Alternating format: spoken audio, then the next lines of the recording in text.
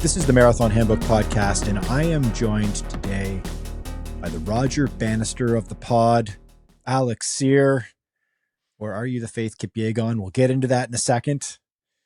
And Katelyn Tossey, our Boston Marathon unicorn. What's the unicorn's name again? Sparky. Spike. It's Spike. Sparky. Spike. Sorry. Spike the unicorn. Spike. That's a fitting name. And I am, who am I, guys? I guess I would be, am I the Eliud Kipchoge? I've called myself the Eliud Kipchoge of the pod before, which is, I feel weird even saying it. But whomever is going to break the 2-hour barrier in the marathon, that's who I am today, or at least that's who I'm repping today, because today is a special episode all about milestones in running. And so what we've decided to do is each one of us are repping one key milestone in our sport that we are going to argue is the biggest milestone in all of distance running. And then, we'll have a little friendly debate, a little banter back and forth about each of our milestones that we're going to present to you, the listener or viewer on YouTube or Spotify. And then at the end, we're going to share with you the milestones that each of us have perhaps quested for in the past, whether or not we achieved them or gloriously failed at it, as well as any goals on the horizon that we have, big milestones, and why it is that we are going after them. I think milestones are they can be a really important and very tantalizing and at times dangerous thing to chase after as a runner. But let's get right into it. Alex, we drew straws, and you're the first person up here to present your argument. What is your apex milestone in the sport of running? You have the floor. Oh, okay. So when I made a choice like a couple days ago, and then I spent one day going back on my choice and almost discarded it, and then I went back to my original choice, and Okay. I'll tell you why. I went with the mile. Okay, the 4-minute mile as the best milestone in running, and it's kind So of a complicated predictable. milestone. Yeah, well, come on, like it would have been predictable maybe like 30 or 40 years ago, and at one point it was clear that was the coolest one, because I think in a way the 4-minute mile was the mother of all milestones. When Roger Bannister broke it for the first time, he was the first athlete to break it back in the 50s. Something happened. We now call it the Bannister effect. The sub-4 mile was something that people were chasing for so long, no one could get under. And then a few weeks after Roger Bannister goes 3:59 on an Oxford track, his Australian contemporary and rival, John Landy, breaks it again. And then the two of them race and they break it again, and then it becomes a non-issue. And since then, this Bannister effect, which is when one person goes beyond a point, other people soon go beyond that point, has been replicated across the sport. And so in a way, it's the coolest thing. And then I hesitated. And the reason I hesitated for picking the mile is that these days, at least on the men's side, a sub-4 mile is kind of old news. So since then, the mile world record has gone down by 16 seconds. So, and I should say that record was set in 1999. So that 3:43 by Hikam El Garouche was way ahead of its time. But we now know that humans can run 3:43 in the mile. So why care for the 4-minute mile? There have been more than 2,000 athletes in the world, 2,000 men who've gone under the 4-minute mark. Even high schoolers. We now have more than 20 U.S. high schoolers who've broken the 4-minute mile. But, big but, I think it's still the most compelling milestone because it adapts with the times. These days, we're looking at it in a different way. And when a young person breaks the 4-minute mile, we get all excited. For example, there's a 15-year-old named Sam Roof from New Zealand who recently just broke the 4-minute mile, and the internet went insane. Because, I mean, what were you guys doing when you were 15? not breaking 4-minute miles, that's for sure. Listening to a lot of Nirvana, Yeah, me going out too. for joyrides in my parents' car. Playing a lot of soccer and I don't know, not running that seriously, I'll tell you that. It's actually wild when you think of a 15-year-old running sub 4 in the mile. Wow. But it rekindled this magic of wow, how can a human so young break the 4-minute mile? And then this mystique around the mile then gets mapped onto this new challenge. So who can be the youngest man to break 4 minutes? And then what about the women? We're at a point now where, and I still think there needs to be some more running to be done, but we're at a point where some researchers, some people are saying that we might be on the cusp of seeing a woman break 4 in the mile. So there was this study from not that long ago, I think earlier this year, published in the Royal Society Open Science, that said that Faith Kipyegon, or guessed that Faith Kipyegon, the current mile world record holder, could potentially break 4 in the mile if she had the right type of pacers so that it would reduce her aerodynamic drag. And then she could chop the 8 seconds that she needs to go sub 4. So should mention the fastest time so far run by a woman is 4:07. But once again, as soon as you have a new milestone on the horizon around the mile, people get excited. And so I don't think it's going to go away. One day we're going to have a man run a sub 4 mile at 14 years old. That's going to be crazy. One day we're going to have a woman break it. That's going to be crazy. And that's going to stick around. And so I don't know. I'm team mile. I still think the mile's the coolest. Compelling argument, actually, you're making. As you're making this argument, I'm like, oh man, he's onto something here. I didn't think of those dimensions. I didn't think of the dimension of, first of all, like a really young person, like how young can you get for a person to break 4 minutes in a mile? Our colleague Jesse Carveth did report on that 15-year-old running the sub 4 mile, the New Zealander kid, and I watched the video of it, and like you make a great point, Alex, that like, what were you doing when you were 15 years old? I certainly wasn't doing like sub 4 minute mile training, right? You wonder when he like, started running. Yeah. Yeah. Probably at a very early age, and also like probably very seriously at a very early age, which, is I think a little bit of a controversial topic, actually, whether or not that's healthy for a developing body to go through that much abuse, right? That much destruction and rebuilding. But that's it. That's a different pod for a different day. And then, of course, Faith Kipyegon in this, like, now that we're in this window of that gap doesn't seem super kind of overwhelming. I mean, 7 to 8 seconds is a huge amount of time, let's be honest. But there's compelling science that says that that gap could be closed, right? And like, come on, Nike. We've talked about this before on the pod, but like, come on, Nike. This is your moment. She's a Nike athlete.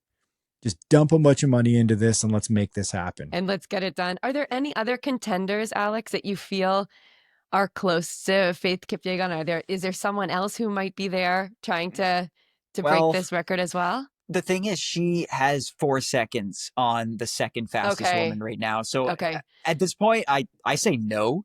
I think even Kipyegon was kind of surprised by this study, because it was a study done independently, and then the way that, I read it in a New York Times article, the way that the article sounded was that the researchers did this study and then reached out to her and said, hey, what do you think about this? And she answered, it's interesting. And that was kind of it. That's nice. Why are you saying this? Yeah. So it doesn't sound like there was anything in the works.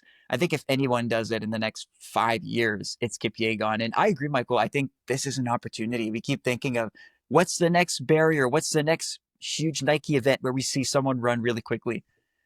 7 seconds is a lot in a mile, but I mean, sub 2 was also very lofty when Nike launched their whole sub 2 campaign. So that's true. That's teasing to what I'll be talking about down the line here, but the research into this women's sub 4 minute mile flicked at that. They talked about how the percentage improvement for Kipchoge from where the world record was at the time to when he broke the 2-hour barrier in that test event in Vienna in 2019 was about the same percentage that Faith Kipyegon would need to cover to get that 7 and change seconds and get underneath the 4 minute barrier. So that's an interesting detail. yeah, like I'd love to see a big event sculpted around Kipyegon, her talent, some new technology involved, a lot of hype around it, a lot of media outside of the running world to descend upon this type of event. Like maybe before the Olympic year, maybe 2027, we see something like this. That would be really cool. Pull in a few other athletes as well, do some more sports science around it. Cause I think that was one of the major positive afterglow effects of the Sub 2 project, certainly breaking to the first one, was this like incredible uptick in scientific research around endurance sports, which I will talk about later on in this podcast in some more detail. Yeah, that's a good one, Alex. Yeah, Wouldn't it's it be good. fun? Wouldn't it be fun, Katelyn, if we hired we hired a small research team to prove that Alex Sear could break the 4-minute mile as well, and then force him into this awkward situation live on the podcast? How I much think are we you should- paying these researchers? I think we should absolutely do that. Alex, you can definitely do this. Am I allowed to take performance enhancing substances or no? Yes. No, no, unfortunately not. But we will get you, I don't know, geared out, whatever you need. I mean, we've got to get, yes, I think Alex should take this on. One thing I want to do, this is beside the point, but I've never put on a pair of super spikes, and I desperately want to do that. Okay. So there's incentive. They've recently changed some of the rules as well to ban certain stack heights of super spikes. Not to get sort of too geeky in the weeds here, but I think they were the super spikes sort of sneakily were getting more and more advanced, even beyond what I think we're seeing with the super shoes on the road as well. So yes, the Nike Dragonfly super spike has done wonders for the track world and track times as well. Perhaps not nearly as spotlit as the marathon super shoes have been, but have equally affected times over the years as well. So that's definitely a factor. Alex, just out of curiosity, what's your mile? Do you have a mile time you can brag to us about?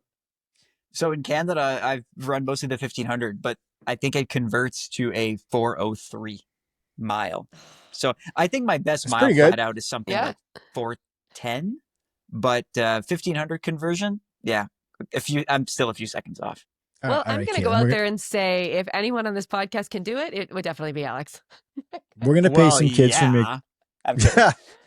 we're going to pay some kids from a community college to produce a paper for us. It says that Alex should be able to run under 4 minutes for a mile, and we'll present it on a future pod without his prior knowledge. Nice. All right, I love a good spin.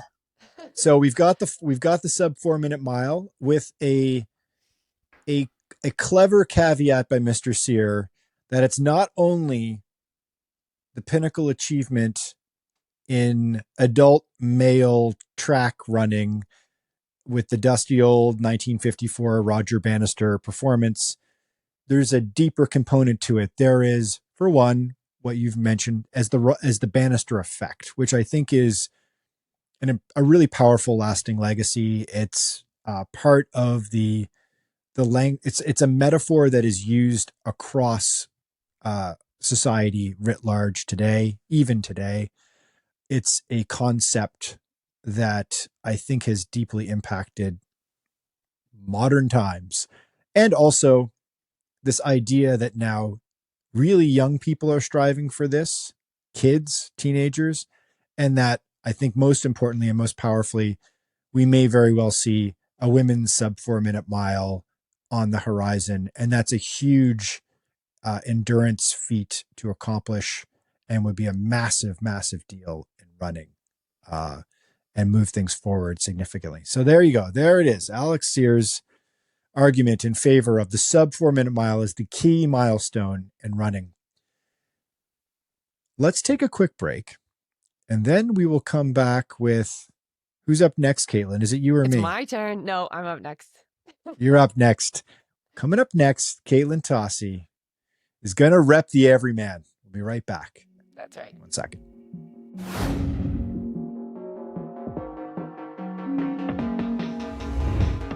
All right, Katelyn Tossi, you're up Spike. next. Call me Spike.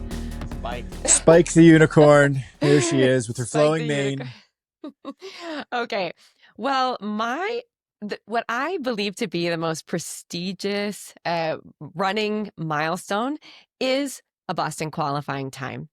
And Oh, yeah, and I'm not just going to say this because I'm from Newton. I grew up right around the Newton Hills. The Boston Marathon is sort of part of me, part of who I was growing up as a kid.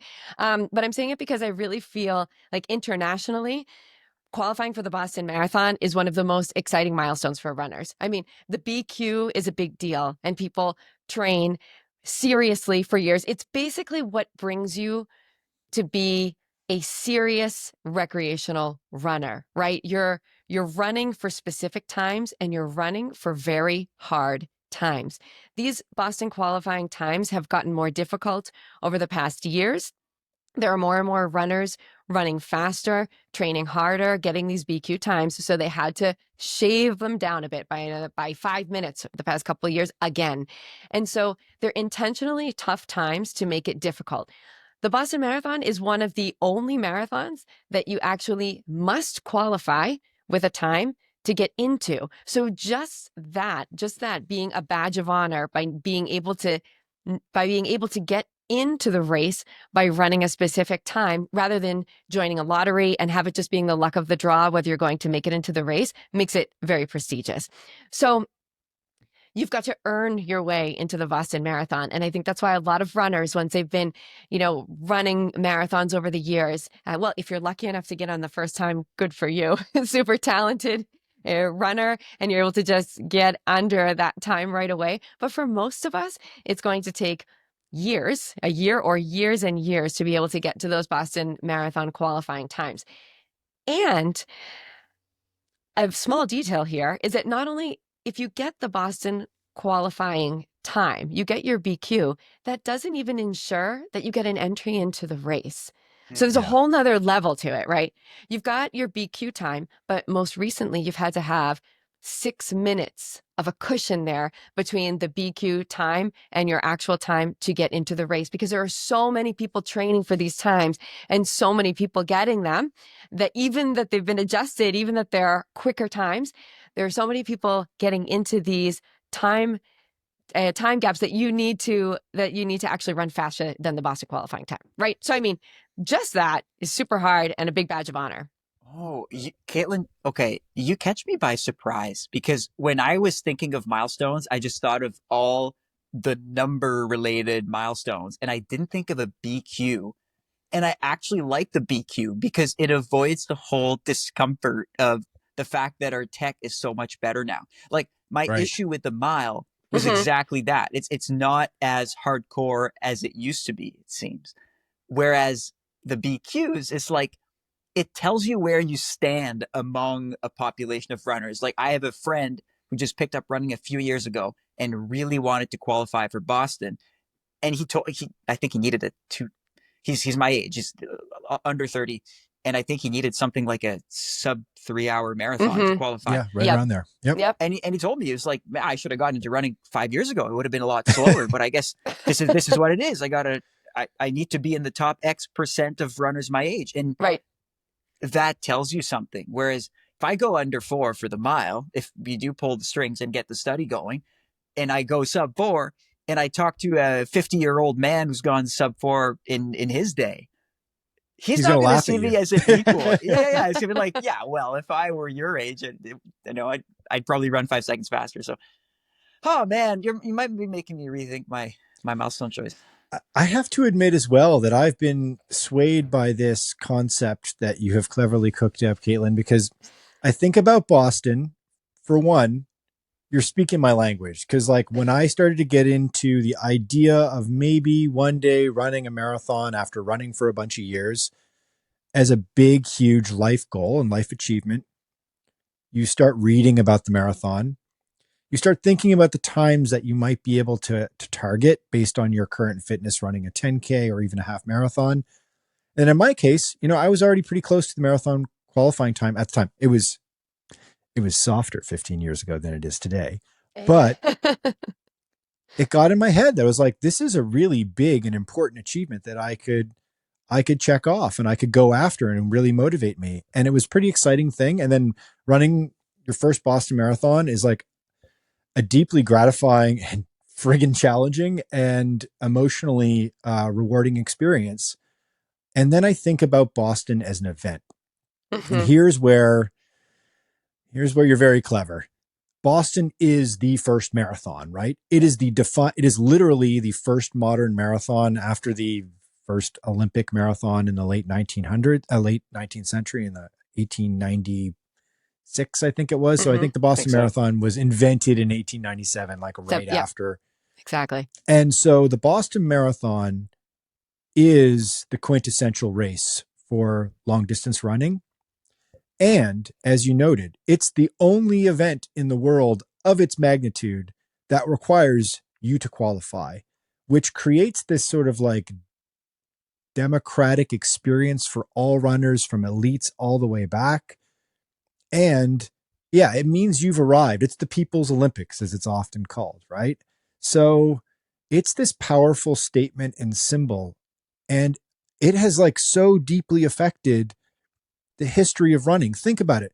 Think about every race, every marathon in the world that's decent, that's at any level, even your local community marathon that's got a couple hundred people running it. What is it? It's trying to be a Boston qualifying race, Mm-hmm. right? It's Right. Boston has created this minimum set of standards that all of the races have to hit in order to funnel into it. It is the center point of marathon running globally. Uh, More so than New York, more so than London. It, besides the Olympics, I mean, it is the Olympics for the rest of us, right? So, Yeah, I anyway, think that mentioning that the history, people, they want to qualify it because they want to go to Boston. I mean, here in Costa Rica, the biggest marathon of the year are all the people that get into Boston. All the people that are yeah, training so hard and they get their Boston qualifiers, and a huge group of people go from Costa Rica every year. They're very serious, dedicated runners, just shaving down those times every year. And they want to go not just for the reason that they've made an incredible accomplishment with their times, but because of the history and tradition of the Boston Marathon. I mean, you hear about, and I know every marathon has its things. And like I said, maybe I'm being a little biased, but you get your fire station with the Boston Strong sign now. You've got, the Newton Hills, you've got Heartbreak Hill, you've got the Wellesley Scream Tunnel, right? With the plenty of college girls holding up signs that say "Kiss me." Then you've got, the run into Boylston Street, the Citgo sign, the Boston Red Sox always play a game on Marathon Monday, right? It's the only marathon that's on a Monday. It's on, what was it? Oh my goodness, Patriots Day. Patriots Day, of course, Wait, right? So you're the one American out of the three of us? You I forgot that one? know. We're all like For this Patriots Day. Patriots Day, I'm like, well, I would just say, is President's Day or Patriots Day? Yes, Patriots Day. I haven't lived Who there in knows a everything? Who knows everything about America's politics and holidays? Canadians. Very Yes. good, guys. Thank you for Uh, remembering that. Well, Michael knows it because he knows so much about the Boston Marathon. But I just think that it's because of the history, the legacy, the tradition. I mean, I remember when I was a kid, and I mean, I think I was in high school at the time when the 100th running of the Boston Marathon took place, right? It would be in 97. Yes. So we had some friends here. We had met a family, and they had moved from Sweden, and they were going to be working in the medical field in Boston for a few years. And I remember, I mean, none of them were runners. And the son, one of the biggest, most exciting things for him is that he needed to be at the 100th anniversary of the Boston Marathon. It was like going to be this incredible, incredible pinnacle of history to be able to be at the 100th running of the Boston Marathon. So even non-runners still get swept up in the history and the excitement of what is Boston. Am I selling it, guys? Am I oh selling yeah. it? Am I You are Oh selling yeah. selling it. it? You are You, selling you, it. You when I think of an individual running the Boston Marathon, that BQ feels like a milestone that keeps on giving. I'm really undermining myself here, but I see another issue with the 4 minute mile is if you're someone who's chasing the 4 minute mile, that uh-huh. dries out after a while. Like you're not going to run the 4 minute mile when you're 40, unless you're Nick Willis, who's run 4 minutes for like 20 years in a row or something ridiculous like that. Wow. But most people, like, they have their 1 year in the sun, if that, and it's over. Whereas the BQs, they change with age. Like That's right. They it's track you throughout your life. right. It's like an Yeah. amazing way to keep yourself honest. If you're someone who's identified with that and who's qualified for Boston in their 30s, you can also try to do that in your 40s, 50s, 60s, 70s. And Mm-hmm. it's also a worthwhile challenge because that standard adapts for your age. And so for some people, it's a lifelong thing. It's a milestone that's relevant for decades of your running career if you want it to be. Yeah, and I think it includes you in a community. You know, when Michael and I were running the other day or a couple of weeks ago in Boston, Alex left us stranded because he's just way too fast. So we were we were running the last part of the Boston Marathon, and we ran into someone who was wearing a Boston Marathon jacket, an older one, and I was also wearing an older 2003, I think, Boston Marathon jacket. And we actually ran for miles and miles with her. And it was funny to feel this like community and this camaraderie with another Boston Marathon runner. Like it's just this, I don't know, wonderful feeling of camaraderie and this, you know, admiration for this person who had run the Boston Marathon and qualified for the Boston Marathon. And I just think it, I don't know, gives that nice sense of, I don't know, friendship. Like, you know, these people, right? She was great, Michael. Remember we were talking to her about a ton of stuff. She was wonderful. It is. You're totally right. It's like this. It's this club, right? This group. You're part of like a sorority or fraternity of runners when you qualify for Boston and you've run the Boston Marathon. Because it's also a damned hard experience, right? It's a tough race itself. It's not a. I know that lately the BAA, the Boston Marathon Organizers, Boston Athletic Association, they sort of tried to frame it as like Boston is the celebration run. You've made it. You've arrived. And it's like, what a brutal way to celebrate. That's so wrong, man. Yeah. But it's an incredible arrival. It is. You've made a compelling case, Katelyn. It's sort of the highest, it's the peak of the mountaintop. It's the highest echelon for literally millions of people worldwide who run every day. Good luck All right. topping that one, Michael. Yeah. So after the break, I am going to try to argue in favor of something that no one has yet technically done. Okay. Be right back.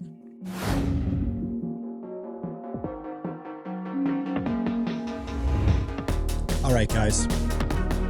I am here to argue that the biggest milestone in running is also, in many ways, the final frontier in the marathon. And that is finally breaking the sub 2 hour barrier, going 1:59 ... XX in the marathon on a sanctioned course. Now, I should preface this. Yes, Eliud Kipchoge broke the 2 hour barrier in a test event in Vienna in October of 2019, which was a huge watershed moment in distance running, in endurance sports, in sports writ large. And I think all the more reason to argue that breaking the 2 hour barrier in, say, a marathon like London or Berlin or Chicago at some point this year, next year, maybe even 2026, we may have to wait that long, is kind of the last milestone, at least for the marathon. Because where do we go from here? So that's my core thesis. My core argument here is it's the great cliff where beyond that, I don't know what comes in the marathon in terms of like the bleeding edge of elite running. I'll break down a couple of numbers for everybody here. First, let's talk about the sort of physiological requirements. This is in many ways the opposite of what Katelyn was arguing with the Boston qualifier being the pinnacle of sport of endurance running, endurance sports, and the key milestone for millions of people. This is something that has technically yet to be done and is something that only maybe a chosen one person is going to accomplish, perhaps even in our lifetime. Although I suspect, Alex, that this will be a watershed banister effect moment that we will see this performance change everything for distance running moving forward. Okay, so the marathon, 42.195 kilometers or 26.2 miles. That's 250 pace or 434 a kilometer to break the 2-hour barrier. Easy math. You got to run, if you're going to run even, you got to run 59, 59 and 59, 59.9 or 50. I guess you can run 59 and 60 if you so wish. You can positive split it even if you're going to run under 60 in the first half. Or a So you're 5K. going to see. You do a 5K in 14:10 8 times. Oh There my you God. go. Oh my God. Yeah. You do 100 meters, 420, one. You do 400 meters a whole bunch. You do 100 meters a whole bunch of times in 17.1 seconds. Oh my God. Have you guys, what's your 100-meter times is my question to both Not of you. much You guys, faster than that. no. Like No. 17 seconds is actually like for a lot of people an all-out sprint. Oh my goodness. Yeah. So that alone requires obviously a very special person. And that's never mind even the psychological requirements of having, first of all, the incredible patience to withhold that extraordinary talent that you have physiologically within you and to dole that out over the course of 2 hours and to execute on that under extreme pressure. Because certainly if you are lining up to run a sub 2-hour marathon, all eyes are going to be on you. And I think also it's worth noting that the world record in the marathon, because we're talking here about a sanctioned course, the world record in the marathon, like we can go back to 1999, it was 2:06. So that it's come a long way already, but just getting over that edge right now, it's 2 hours and 35 seconds, held by the late, great Kelvin Kiptoom, who, we've talked about this before. We've done an entire episode about the sub 2-hour quest, which I recommend if you're interested in that, definitely give it a listen because we go very, very deep on it. And I'll stay more surface level today in my argument. But Kelvin Kiptoom felt like inevitable that this guy was going to be the guy who was going to do it. And now there's a big question mark as to who is going to do it. Right. But we may see a shot at it in London. And I just feel that I don't know what happens to the marathon after the sub 2-hour barrier is finally broken.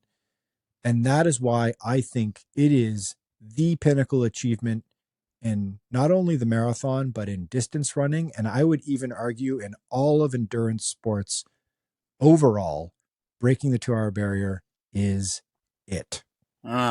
So we've argued for gold medals and you are arguing for the atomic bomb of distance running. God, sure. Yes. I kind of don't want anyone to break too quickly because I am afraid of what happens on the other side. The banister effect only extends so far because a mile is something that's easy to replicate. Someone breaks 2 in a marathon, I can't expect that that's going to happen every week after that. So I'm afraid that this is the worst thing that could happen. We have an incredibly talented runner come out of the ether, or have it be someone who's currently running half marathons. I'm looking at Jacob Caplimo, for example. Yes.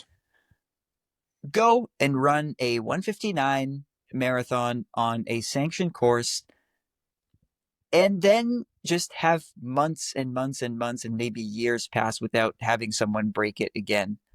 And then what happens? But maybe that's better. Maybe that's better than having someone break it and then someone else break it and then someone else break it. And then you wonder, okay, well, what's the point? Are we lining up to watch 1:59s again? Oh, another 1:58? Okay, 1:57? Wow, who cares?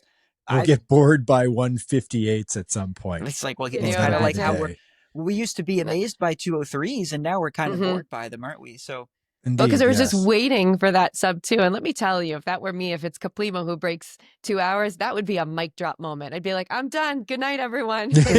You're like, I think I'm retiring marathon from here on in. I think I'm good. Yeah. That's the positive. That's the optimistic side of it, though.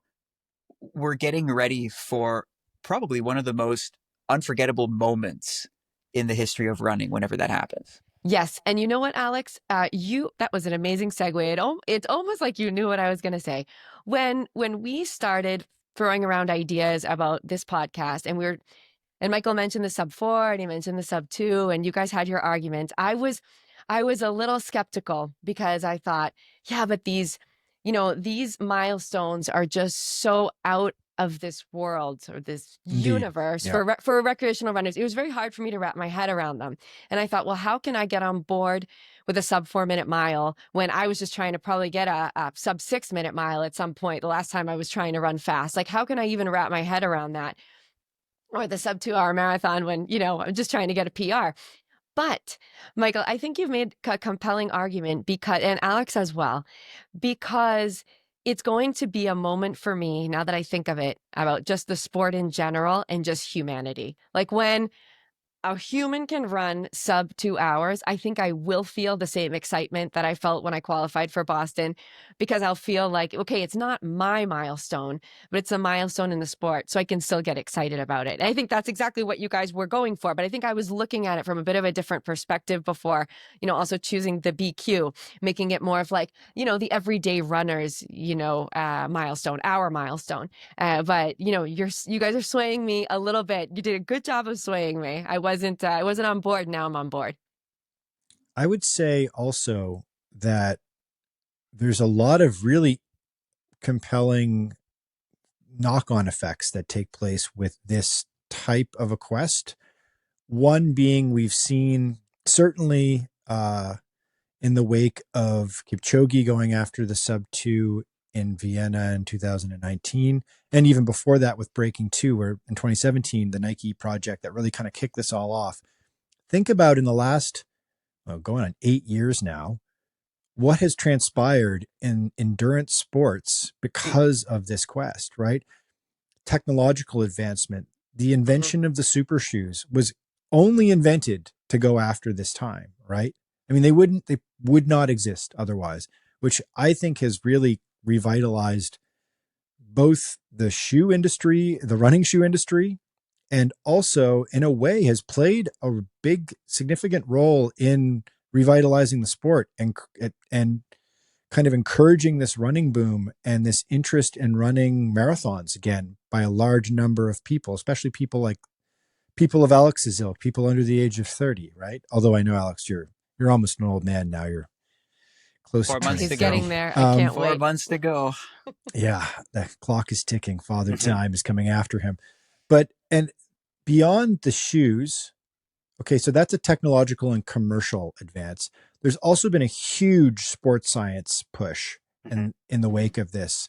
So much has been learned from this sub 2 hour quest by Kipchoge and company.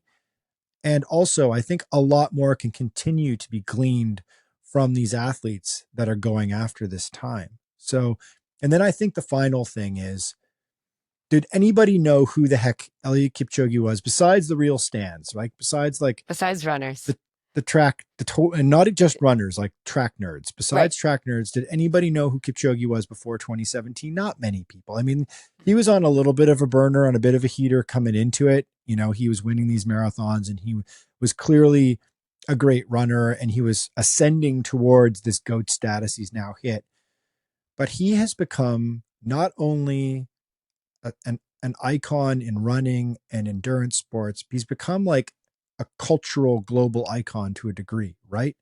I had somebody at Nike, very high up at Nike, tell me a few years ago that like Nike actually has these pillar athletes that are like their A-listers.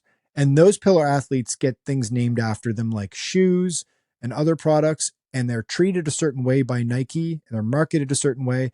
And they even get buildings named after them. Now we're talking people like Michael Jordan, LeBron James, Tiger Woods actually is up there too.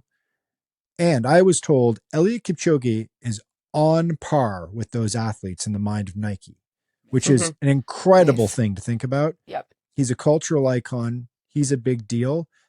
And I think what happens when you're able to perform and do something that no one has ever done before, you get foisted into the spotlight, whether you like it or not, and you get turned into a cultural icon in many instances. And I wonder and hope if the first person to crack 2 hours on a legit course becomes that next cultural icon for the sport. So it's a huge deal. I would argue It's the last milestone in marathoning, certainly, and perhaps in distance running. I will drop my mic and walk off stage now.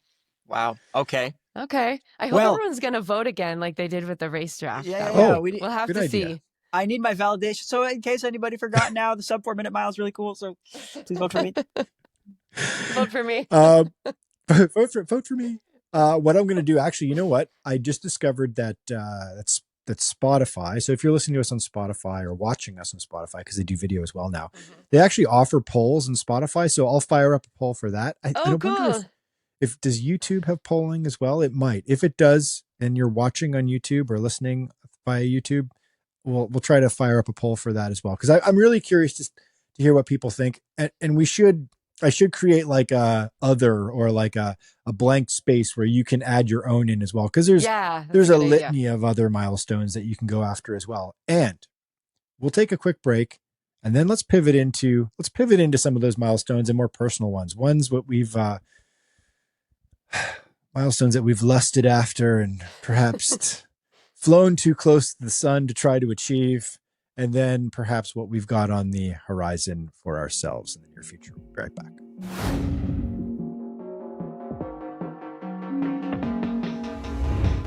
All right, guys, we're back. Let's get personal. Mr. Sear, milestones. What's like, let's go into the inner life of Alex Sear here. What is a milestone in the past that you have quested after? And, you know, of course, by all means, share if it's been if it's an ongoing quest still, if you've failed at it thus far, just to make us, you know, Katelyn and I feel better about ourselves. Yes, please. Yeah. Okay. I will start by not making you feel better about yourselves, and then I will make you feel better about yourself. So okay. I was never a milestones guy. I got lucky over time. For example, when I was trying to break 4 minutes in the 1500, not the mile, I went from a 4:13 PR to a 3:59. And that's happened a lot. I like past milestones on big breakthrough races. I had never had that experience of failing, trying again, failing, trying again, failing, trying again, until these last few years. This one milestone that I put in my head that I could totally do has just been so hard, and I've been so close so many times. So I've wanted to break 30 minutes for 10K, and I started chasing after that in 2022, back when I was a spring chicken at 26 years old, turning 27. Oh. And since then, I've run, I think, 7 10Ks, all between like 31 low and 30:15. My best time is 30:15.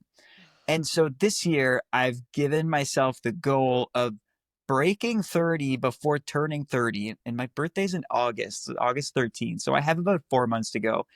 And I've made this a recurring joke with like my training partners and my friends, and these people in my circle know that this is what I want. And it's always been this theoretical thing because I haven't run a 10K in many months. And now it's becoming super real because I'm racing a 10K on Sunday. So today's Wednesday. This podcast comes out on Thursday or Friday. Really? Yes, I'm going to New York and I'm racing this 10K at the McCurdy's Micro Race Series. I heard it's you're really doing fast. it. Cool. Yes. Very Awesome. cool. I'm doing it. Nice. So yeah, and the plan is to either hold on to a faster leader or to just go out on my own and try to break 30. So good luck, Alex. This is it. Thank you. It has to tune be into next week's pod. Next week's pod, we'll get an update from Alex. Yes. The prodigal son will return to the podcast booth. Yeah. A 29-minute man. Wouldn't it be Fingers nice? crossed. Yeah, you know what? Amazing. You're touching upon two really interesting things about milestones. One being the idea of having a vague sense that you're going to go after one and then kind of blowing right by it, which does happen, especially when you're ascending as a runner, especially when you're especially when you're newer to running or newer to like a different level of doing the thing. And then the secondary factor, which is just like kind of making up a little bit of an arbitrary extrinsic motivator, like a milestone, like a concocting a challenge along the lines of like, I need to run under 30 minutes before I turn 30. I've heard of a variant of this was, and this will tease maybe perhaps a future milestone attempt for me, but trying to run under 3 hours in the marathon each decade of your life is a thing. It's a thing that people try to do. Kind of a crazy thing when you get older, right? Mhm. And a crazy thing when you're a Definitely. teenager too, right? So you got to start very early. But that's an idea. Now it can drift very dangerously into other types of milestones, like our favorite here on the pod, the running streak. I knew you were going to say that. The Yeah, running streak. Yep. we haven't talked about running streaks in a while, but I'll leave it at that. But yeah, no, it's Katelyn, Coach Katelyn. Yes. We all know that extrinsic motivators like time goals and these milestones are dangerous, and they're bad things, and they're runners misbehaving for the most part. But intrinsic motivators are no fun, and they're like, there's no ego to be had. There's no ego wins to be had with intrinsic motivators. There's no like Instagram post of just like, Of you just know, enjoying what you're doing and not worry about the of being outside present in world. the Yeah. process. If you Yeah, reach everyone your knows that's intrinsic BS goal, anyway. if you reach your intrinsic goal and no one ever hears about it, did it even happen? Is it on Well, Strava? then it's a truly intrinsic goal. It's the Right. extrinsic Yeah, but goals do that. those exist? Good point. So They exist No, not- just for not you, good Alex. point. They exist just in your mind. Yeah, I'm kidding. Those are the most powerful ones. But yeah, Coach Katelyn, what do you think? Because I've been totally extrinsic here, and I've been loving it. It is. And it's very hard to just think about. I mean, we all do it. Even though we can say, no, I'm just running for me. Even if you're just running for yourself, you still most likely have a goal. Like you want a PR, right? And that's an extrinsic goal because you still want to shoot for something. And what I thought was really interesting was going through all of these goals and looking at, the sub-4 marathon, the sub-3 marathon, the sub-1 hour 10K, the sub-2 hour, or in Alex's case, it was the sub-1 hour half marathon.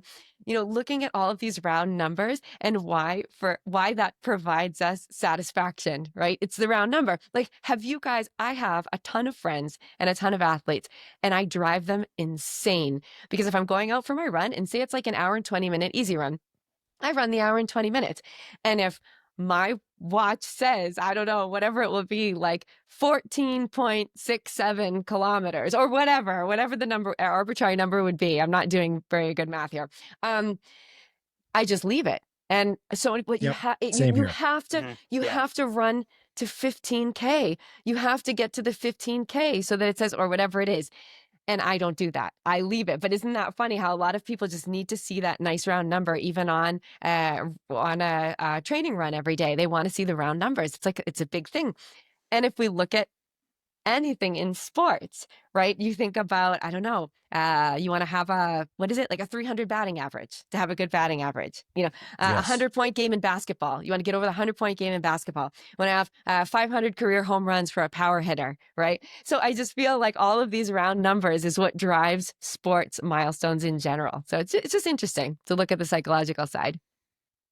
Yeah, the 300 hitter in baseball. You're totally right. Or like, the Ted Williams batting over 400, the only time in history, and that being kind of like the apex mountain of baseball for hitters. And so what's your Katelyn, what's a milestone you've longed for over the years and perhaps have achieved or are still chipping away at? Well, I'm like Alex. I have one milestone that I feel like was one of the biggest milestones and the most important milestones for me. And I think a lot on the pod, I do talk a lot about road running and marathons. But I started as a trail runner, as a lot of you know, and an ultra marathoner. And ultra marathons are still a big part of my life. This fall, I'm going to run another 100-miler. But my biggest milestone in ultra running was my first 100-mile race, which was the Vermont 100, which is one of the Grand Slam 100-milers.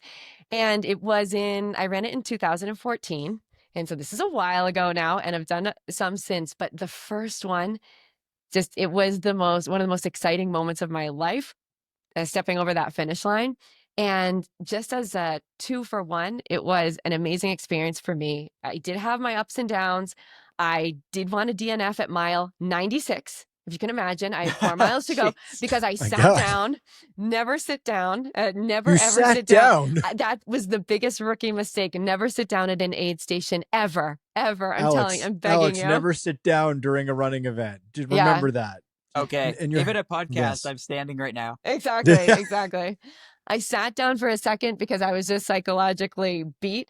And, but I was able to get back up and get out of there thinking about extrinsic motivation, thinking about the whole running club cheering on Coach Katelyn and that she needed to finish. And it helped me so much.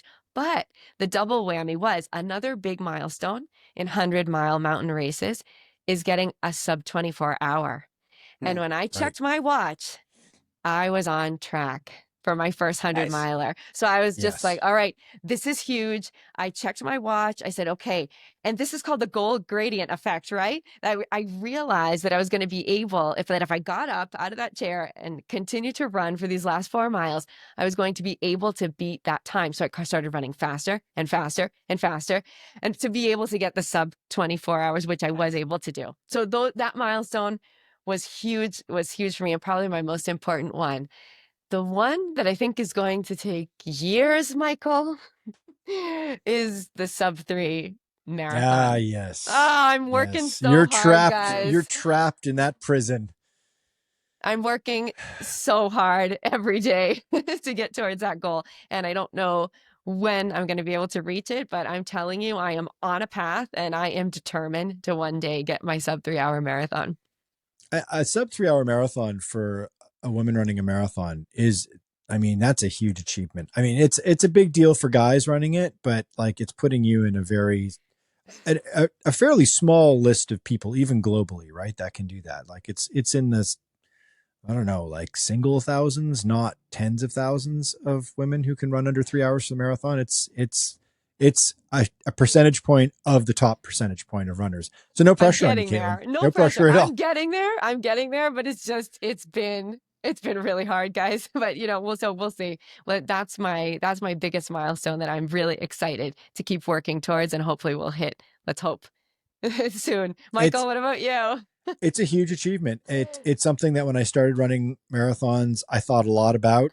It's something you discover very quickly when you're a recreational runner and you start researching, well, maybe, at the time I was in my late 20s and I was like, maybe I might run a marathon one day. What's like, literally, this is a search query we see a lot on the other end of things at Marathon Handbook. What's a good marathon time based on my age? And sub 3 for a guy, especially under 30, is a really great target time as a starting point. If you're fit, you've got some physiological gifts, you can go after that sub 3. So I was, I trained really intelligently. I got lucky. I fell in with a group of runners that were already there that kind of took my hand and were like, okay, don't do it that way. Do it this way, you moron. And I learned from the best and developed a real practice. And I got past the 3 hour barrier on my first marathon by quite a bit. And then I have to admit, I got caught in the like extrinsic, stupid, big round number thing. But then you also get caught up in like little numbers and like petty inter-club rivalries. And you're like, I want to run to whatever, like a random number, not even like sub 250, but like sub 248 or whatever. But that did help drive the time down and also keep me very motivated over a long period of time. Getting under 240 in the marathon was a really big milestone for me. It was something that I'd focused on. This was in the pre-super shoe era, folks. So running on a pair of thin little slippers, it's my only flex I've got left as a 44-year-old man. 219 these days. That's we're in Kipchoge territory here with And there was a period briefly where my running colleagues and I talked about like, could we ever get under 230? And we sort of talked more realistically about breaking 235. I didn't get there. I kind of regret it. I regret not taking some of the risks that were involved in getting under that. Some of my running pals did and took bigger risks. And like a few of them don't even run anymore. I think in large part because of those risks they took. As in like increasing Major injuries. mileage and more intensity. Well, increasing mileage wasn't really the issue. It was more like just doing multiple very intense workouts in a week and running easy pace, not easy Not pace. so easy. And Yeah. just pushing every single aspect of running to the bleeding edge to a point where they became haunted by repetitive stress type injuries, by mechanical issues that they had that were haunting them over a period of time. But then they all caught up to them and sort of like created this collapsing effect. But hey, listen, it's a risk that these people took, and they have the big fat time that I don't have. And I don't know. That's an interesting decision that you have to make between whether you're going to take these massive risks and really, quite frankly, as a recreational runner, this is a hobby, taking those risks that will affect your physical life to some significant degree. Yeah. Like you won't be able to run again or run with a relative amount of comfort and regularity versus not. So right. I kind of chickened out in that regard. I'm just going to be stuck as a lifelong runner now, which I guess has got its serious upside to it, right? I think you won. It does. I think you won that decision. I went through that in 2018 when I tried to run as close to 4 in the mile as I could, and I came close. I didn't get it, but I completely destroyed myself training and pretty much missed the next 2 to 3 years with a bunch of injuries. And looking back, I tell myself, maybe I shouldn't have taken all these risks, because I think longevity always wins at the end. So I don't know. I think you could be a 2:34 marathoner now, but you'd be hobbling out of your chair after this pod. Yeah. I think you won. And the other really weird eccentric one for me was running every leg of this event that I do every year. The Cabot Trail Relay in Cape Breton, Nova Scotia. This relatively small race that it's got like 80 teams. This is like 1,200 people run this race every year. Incredible race. I personally think it's the greatest running event I've ever done. And this is comparing it to like, I've done all the big ones, right? So just for me, I have a personal nostalgic connection to it. I've talked about it in previous podcasts before. So if you're a longtime listener of the pod, you may have heard me mention this event. It's got 17 discrete legs that create up the entire Cabot Trail, the entire relay course. It's about close to 300 kilometers in distance. And I've done all 17. And that was a big life goal, to get all 17 of those done. Are you the only one to do this, do you think? No. Many people have done it. Every year, a couple of people do it. They call you up to the front in this like weird banquet they do on the Sunday morning after the race is done. It's in like an old hockey rink. And like, you've got to go up in front of the room of people and you get a little plaque that says you've done all 17 of the legs. It's the year I went up, it was like me and 2 very old men went up and they're like, "What are you doing here?" And I was like, yeah. I'm a little bit into this event. So that was a personal milestone for me, but I think milestones can be big and small, right? So Alex, milestone, I mean, you've got the sub 30, under 30 on the horizon. You're going to end up going down this weird rabbit hole of running like a 10K every weekend out of desperation. Yes. Yeah. Or not. Maybe not, but I already have my backup 10K planned for late April if this one doesn't pan out. So yes, that's what I'll be chasing in the next while. And if it does happen and I go under, I think I shift to maybe some 5K or half marathon milestones. We'll see. There you go. Or the marathon milestone. We're waiting. 2026. Okay. Oh, that's still so soon. That's fine. Yeah, it is soon. Yeah, I'll give you that. He's going to earn the t-shirt that he's wearing right now that says Marathon Handbook on it. I had someone ask me yesterday as I was wearing not the same t-shirt in 2 days, but a different piece of swag, what my marathon time was. And I had to sheepishly tell him that I don't actually run marathons. It's just the shirt. That'll change. They're like, disappointing. Yeah. This will change. So it'll change soon. Katelyn, you've got sub 3 on the mind. So we know that one. Yep. Anything else? Oh, that's a lot. Yeah, that's kind of a lot. And I feel like it's on the long term, because, Boston's a little on the tricky side. So I feel like it's something that I'm working towards and have been working on, started to work on about 6 months ago, but it feels like something that's going to take a little longer than I expected. I'm not a very patient person, but I have to make myself patient with this goal, because it's not one of those goals that, when you get lucky and you're like, oh yeah, I'm just going to run this race and I know I'll be able to do it super fast. I know it's something that's going to take a lot more work than maybe, I don't know, a lot more, and not maybe a lot more work than I thought, because I do find this goal extremely difficult, but it's going to take longer than I want it to. Let me put it that way. And you made an interesting point when you were talking before about your goal of running your first 100-miler, and then the smelling salts you sort of metaphorically used when you realized that you could get under the 24-hour barrier, and that kind of woke you up and got you across the finish line. You referred to that as like the golden gradient. Is that what you called it? Oh, the goal gradient effect. Like Yes. when I think it was, Goal I gradient. actually had looked it up or something by a behaviorist, Clark Hull was his name. And he suggests that when we accelerate, like we will accelerate our efforts on purpose once we see a goal, once we see the goal like within reach. So I saw that it was within reach, and even though I probably would have jogged very slowly the last 4 miles of this race, I decided to really pick up the pace, because I said, oh, I'm going to get there under the time. So it seems that it works when you have some sort of incentive and that you see that you're going to be able to reach the goal. You kind of find some sort of adrenaline and you're able to push harder to reach it. It must be like, that must be tapping into something very sort of like elemental in our like fight flight instinct of like survival, right? Of like, Yep. It's like the equivalent of, it's a motivator, the equivalent of like just surviving and getting yourself out of harm's way, or dragging yourself to safety.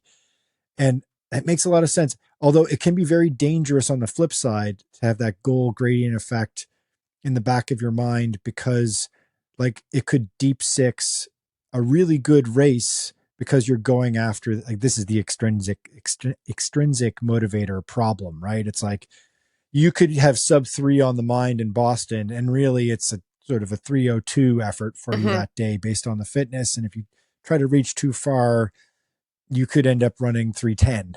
Exactly. Yep. Yeah. It's tough. It's tough to know. It's tough to know when to reach. Unfortunately, Mr. Kipchoge, there are things that are not possible. I hate to break. Some humans sometime are in fact limited. We're all sadly limited, but less limited than we think. Yeah. So yeah, I'll end with I mentioned before, there's this running under 3 hours every decade concept. I didn't run a marathon in my teens, so I don't have like a sub 3 when I was in high school or anything unusual like that. But I did run one in my 20s. I ran one in my 30s, and I've run one in my 40s. Nice. 50s. Okay. It's like, 5 and change years away from me, but that's not that long. That may become a very powerful motivator for me when I'm 50, which would be to get under 3 hours when I'm 50, which is increasingly looking like it's a really challenging thing to do as you age. Because man, do you go off a cliff in your mid 40s. But Michael, not you, Katelyn, not you. Sorry. You're ageless, Katelyn. I think you get a pass for not doing it in your teens. I feel like this milestone shouldn't look at the teens, kind of like it doesn't look at 0 to 10 years old, obviously, because that's too young to really train for the marathon. In my books, if you do it at 50 and you do it at 60, if you do it at 60, insane. I mean, that's rare territory. That's out of this world. 3 when you're in your 60s. Yeah. I run with a guy in his 60s who's run under 3 hours at that age, and it's just like, wow, he's just a different level of athlete than I am physiologically. He's just a more talented person physiologically than I am. All that to say, we'll see. Let's get to our 50s first. All right, guys. Let's wrap this up. Please let us know your thoughts on what the pinnacle milestone is in running, and we'll put some polls out there where we're able to put polls out there. And exciting news, big news, confirmed.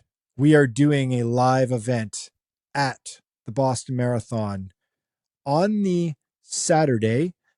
When we have the complete details locked in, what we're calling this thing, who are the special guests, the exact time, but I know it's going to be at the Trident Bookshop and Cafe on Newbury Street, right in the heart of all the cool pop-up action that's happening. Boston Marathon weekend. It's happening on the Saturday, late afternoon, early evening. I think the event is sort of between 4 and 6 p.m. When we have it locked in, I'll put it in the show notes, and we'll be hyping it in a big way over the next couple of weeks. It's going to be a fairly exclusive engagement because it's a fairly limited capacity space. There will be some fun special guests.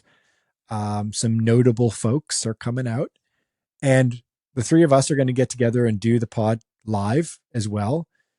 We'll push out the live version of the pod. If you're not in Boston that weekend, we will put the live podcast out the following days after, probably on the Thursday after the Boston Marathon.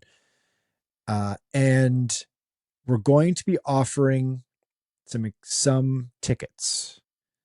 I am going to figure out a way to disseminate those tickets. If you are interested in coming to our live show, let me know. Let us know. We'll create, I think, like something like an Eventbrite site where you can sign up, you can RSVP. And in the meantime, if you're just desperately wanting to cut the line, you can email us at info@marathonhandbook.com and let us know you want in, and we'll take care of you. We'll set that up because we're going to only have a limited number of tickets available.